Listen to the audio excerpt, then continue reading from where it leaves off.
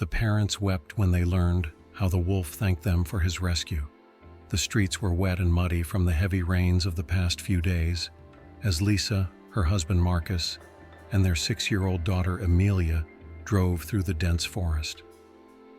Their destination was the small village where Lisa had spent her childhood, a place of peace, far away from the noise of the city. They were looking forward to a relaxing weekend in nature, but suddenly, Marcus slammed on the brakes.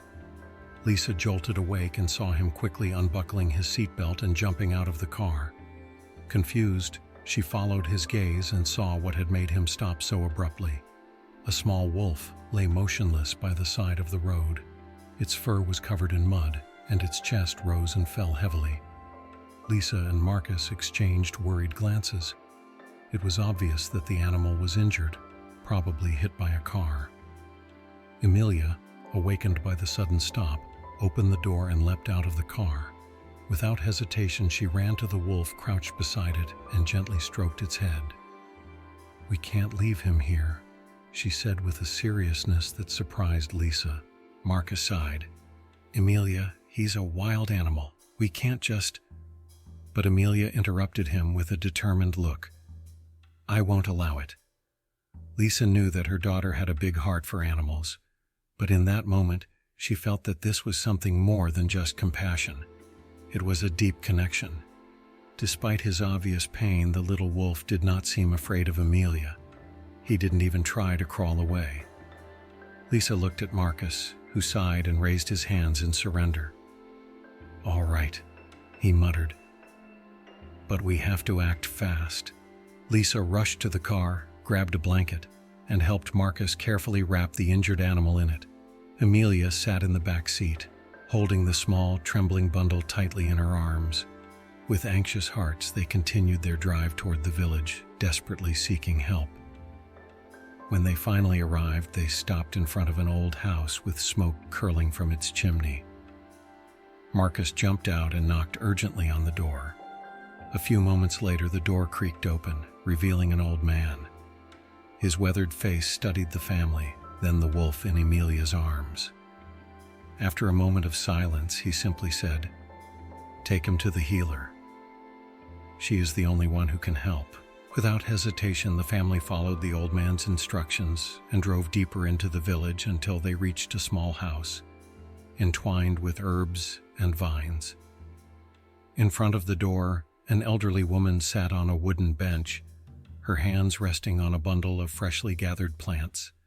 As Lisa and Marcus stepped out of the car, carefully cradling the small wolf in their arms, the healer slowly lifted her gaze. Her sharp gray eyes studied the injured animal. Then they shifted to Amelia. "Bring him inside," she said softly, without a hint of surprise in her voice. Inside, the room was filled with the scent of dried herbs, with small bundles of lavender, calendula, and sage hanging from the ceiling. The family watched intently as the healer carefully examined the wolf. After a while, she sighed and straightened up. "His paw's broken, and he has a severe bruise on his side," she explained calmly. "But that's not what makes him special." Lisa furrowed her brows, but before she could ask anything, the healer turned directly to Amelia. "This animal belongs to you," she said firmly. "This was no coincidence. You found each other because it was meant to be." Marcus exchanged an uncertain glance with Lisa. "But he's a wild animal," he murmured. The healer shook her head. "Not anymore. He will never survive in the wild again, and his fate is now tied to your daughter's.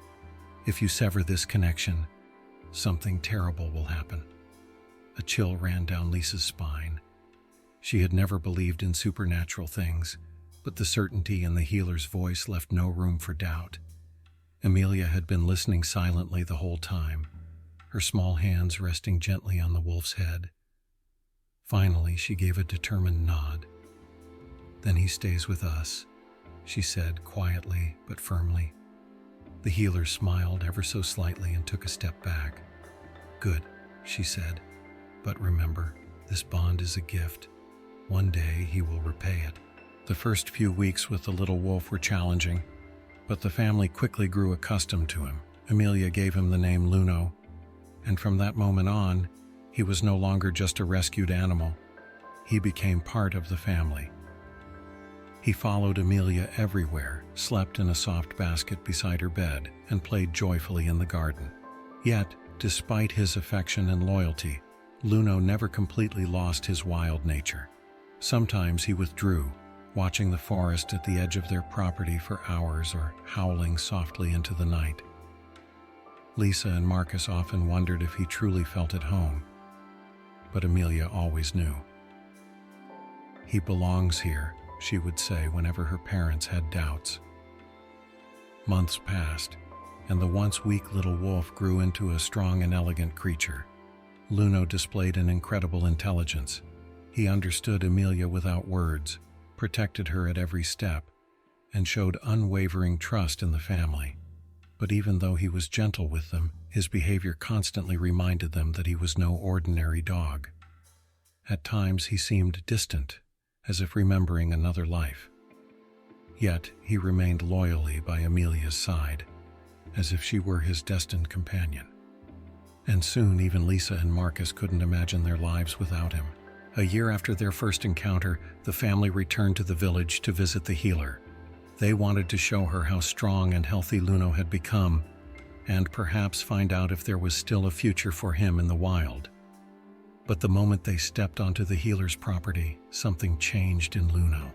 His ears perked up, his body tensed, and with a joyful whimper, he darted forward. He stopped at the doorstep, his amber eyes searching for the woman who had once healed him. Then something unexpected happened. The healer opened the door, looked at Luno, and smiled as if she had never lost sight of him. "You have grown," she said softly, but there was a seriousness in her voice that sent a shiver down Lisa's spine. She could feel that this visit would mean more than they had anticipated. It was a warm afternoon, and Amelia played carefree in the garden of the village house while her parents spoke with the healer. Luno lay relaxed nearby, but suddenly he perked up. His ears twitched, his body tensed, and his amber eyes locked onto something in the grass. Amelia didn't notice. She was picking flowers and humming a cheerful tune. But Luno was on high alert. He let out a deep growl, his muscles quivering with tension as he crept forward. At that moment, Lisa sensed the danger. "Amelia, stop!" she cried out in panic. But it was too late. Without hesitation, Luno lunged forward and knocked Amelia forcefully to the side. She tumbled onto the soft grass, confused and frightened, her gaze locked on Luno. Then she saw it, a venomous snake, mere inches from where she had just stood. The reptile had already coiled, its fangs glinting in the sunlight ready to strike. But before it could, Luno reacted in a flash.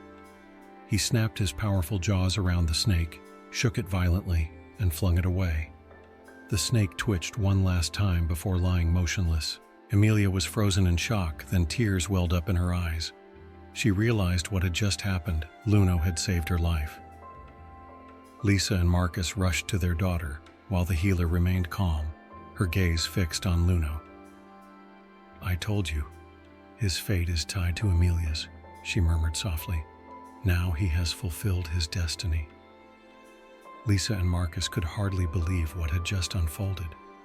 Luno hadn't just protected their daughter, he had made a sacrifice to honor the magical bond that connected them. As Amelia clung to Luno, sobbing, they all understood. He was not just a rescued animal, he was the guardian angel of their family. Luno's story teaches us that animals sometimes feel and understand more than we ever suspect. We thought we had saved him, but in reality he was the one protecting us. This special connection between our daughter and the little wolf was no coincidence. It was fate. Luno was more than just an animal. He was part of our family. Even if he one day walked his own path, his memory would forever remain in our hearts. Because true heroes don't always wear capes. Sometimes they have fur and golden eyes. If this story touched you, leave a like and share it with your friends and family. What do you think about the special bond between humans and animals? Have you ever experienced a moment where an animal protected you? Let us know in the comments. Don't forget to subscribe and turn on notifications so you never miss another emotional and thrilling story. Thank you for watching. See you in the next video.